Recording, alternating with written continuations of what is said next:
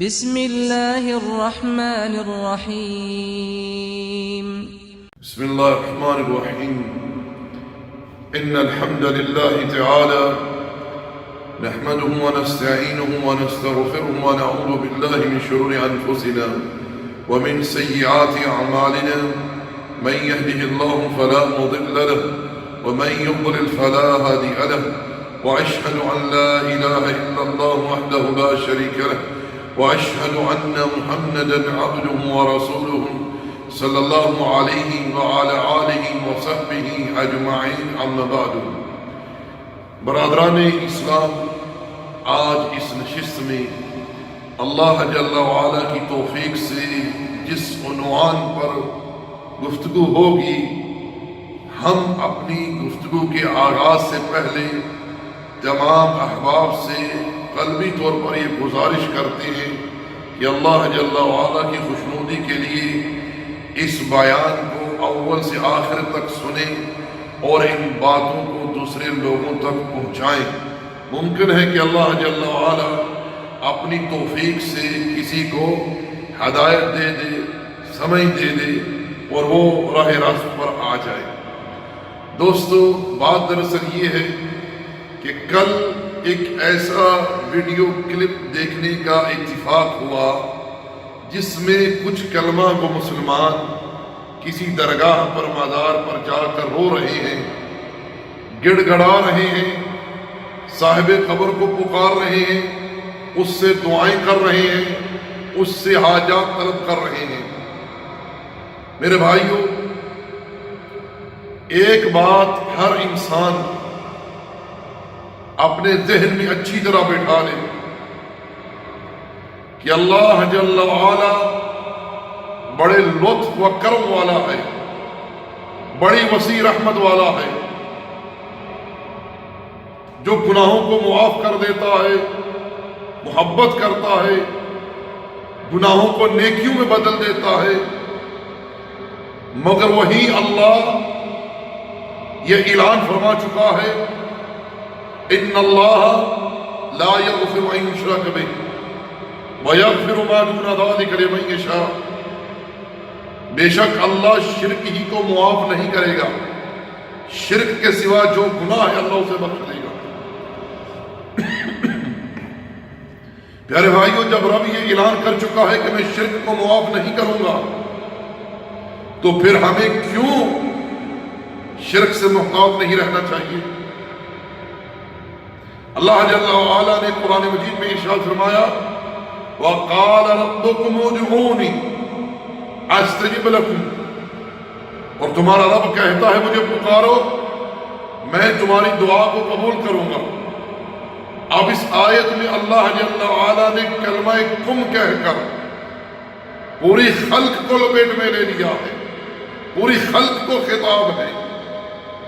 کسی خاص گروہ کے ساتھ شخصیت سے یہ خطاب نہیں، بلکہ پوری مخلوق سے یہ خطاب ہے، کیونکہ اللہ رب کل شیء، اللہ ہر شے کا رب ہے.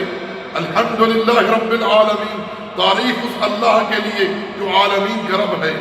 رب یہ فرماتا ہے وَقَالَ رَبُّكُمْ، اور تمہارا رب کہتا ہے ادعونی، مجھے پکارو، استجب لکم، میں تمہاری پکار کو قبول کروں گا. اے انسان، تو رب کو پکار تو صحیح، رب تجھ سے قبولیت کا وعدہ کر چکا ہے. اپنے گناہوں کو نہ دیکھ، اپنی لرزشوں کو نہ دیکھ، رب کی رحمت کو دیکھ، اس کی عطا کو دیکھ، اس کے لطف و کرم کو دیکھ، جو یہ اعلان کر چکا ہے جل وعلا، ادعونی استجب لکم، مجھے پکارو قبول کروں گا. رب ذوالجلال سورہ نمل میں ارشاد فرماتا ہے عَمَّن يُجِيبُ الْمُضْطَرَّ إِذَا دَعَا وَيَكْشِفُ السُّوءَ وَيَجْعَلُكُمْ خُلَفَاءَ الْأَرْضِ أَإِلَٰهٌ مَّعَ اللَّهِ قَلِيلًا مَّا تَذَكَّرُونَ. کون ہے جو بے قرار کی پکار کو سنتا ہے جب وہ بے قراری میں اسے پکارتا ہے اور اس کی مشکل کو دور کرتا ہے؟ کون ہے جو تمہیں زمین کا خلیفہ بناتا ہے؟ تم بہت کم ہی نصیحت پکڑتے ہو. جو لوگ اللہ ہمارے ملک کو چھوڑ کر غیروں کو پکارتے ہیں۔ اللہ تعالیٰ نے ایسے لوگوں کو خطاب کرتے ہوئے ارشاد فرمایا قُلْ أَرَأَيْتُمْ مَا تَدْعُونَ مِن دُونِ اللَّهِ أَرُونِي مَاذَا خَلَقُوا مِنَ الْأَرْضِ أَمْ لَهُمْ شِرْكٌ فِي السَّمَاوَاتِ۔ میرے رسول آپ اعلان کر دیجئے لوگوں، تم اللہ کے سوا جن کو پکارتے ہو مجھے دکھلاؤ تو صحیح، انہوں نے زمین میں کسی شے کو پیدا کیا ہے یا آسمان میں ان کا کوئی حصہ ہے؟ کوئی دلیل تو پیش کرو۔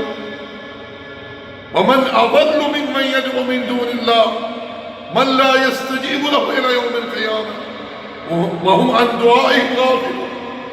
اس سے بڑھ کر گمراہ کون ہو سکتا ہے جو اللہ کو چھوڑ کر ایسوں کو پکارے جو قیامت تک ان کی پکار کو قبول نہیں کر سکتے، وہ ان کی دعاؤں سے ہی غافل۔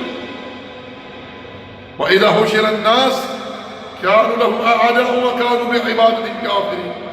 جب محشر میں لوگوں کو اکٹھا کیا جائے گا یہ سب ان کے دشمن بن جائیں گے اور ان کی عبادات کا انکار کر دیں گے۔ یہاں رد ہے ایسے لوگوں کی بات پر جو یہ کہتے ہیں کہ یہ آیات فقط بتوں کے لیے نازل ہوئی تھی۔ اللہ رب العالمین فرما رہا ہے وَإِذَا حُشِرَ النَّاسُ، جب لوگوں کو جمع کیا جائے گا تو یہ ان کی عبادات کا انکار کر دیں گے اور ان کے دشمن بن جائیں گے، یعنی ملائکہ، انبیاء، صالحین، اتقیاء، شہداء، جنات، یہ سب کے سب تمام لوگوں کی عبادت کا انکار کر دیں گے جو دنیا میں انہیں پکارتے رہے، ان کی عبادت کرتے رہے، اور ایسے لوگوں کے دشمن بن جائیں گے قیامت کے دن۔ جیسے کہ اللہ جل وعلا نے عیسیٰ علیہ السلام کے متعلق اور ان کی والدہ کے متعلق سورہ مائدہ کی آخری آیات میں ارشاد فرمایا، اور اللہ جل وعلا نے ایک اور مقام پر ارشاد فرمایا وَالَّذِينَ تَدْعُونَ مِن دُونِهِ مَا يَمْلِكُونَ مِن قِطْمِيرٍ۔ یہ لوگ اللہ کو چھوڑ کر جن کو پکارتے ہیں وہ ایک کھجور کی گٹلی نہیں بلکہ جو اندر چھلکا ہوتا ہے اس کے بھی مالک نہیں ہے۔ اِن تَدْعُوهُمْ، تم ان کو پکارو، لَا يَسْمَعُ دُعَاءَكُمْ، کہ تمہاری دعائیں نہیں سنتے، وَلَوْ سَمِعُوا، اگر بالفرض سن بھی لے، مَسْتَجَابُ لَكُمْ، قبول نہیں کر سکتے، وَيَوْمَ الْقِيَامَةِ يَكْفُرُونَ بِشِرْكِكُمْ، اور قیامت کے دن، غور کریں اللہ فرما رہا ہے قیامت کے دن تمہارے اس شرک کا، تمہاری ان دعاؤں کا، پکاروں کا انکار کر دیں گے۔ اور سورۃ الاعراف میں ارشاد فرمایا ان الذین تدعون من دون اللہ عباد امثالکم، یہ لوگ اللہ کو چھوڑ کر جن کو پکارتے ہیں وہ ان کی طرح بندے ہیں، غور سے سنیں، بندے ہیں۔ اور سورہ النحل میں ارشاد فرمایا والذین یدعون من دون اللہ لا یخلقون شیئا وهم یخلقون، اور یہ لوگ اللہ کو چھوڑ کر جن کو پکارتے ہیں انہوں نے کچھ بھی پیدا نہیں کیا بلکہ یہ خود پیدا کیے گئے ہیں۔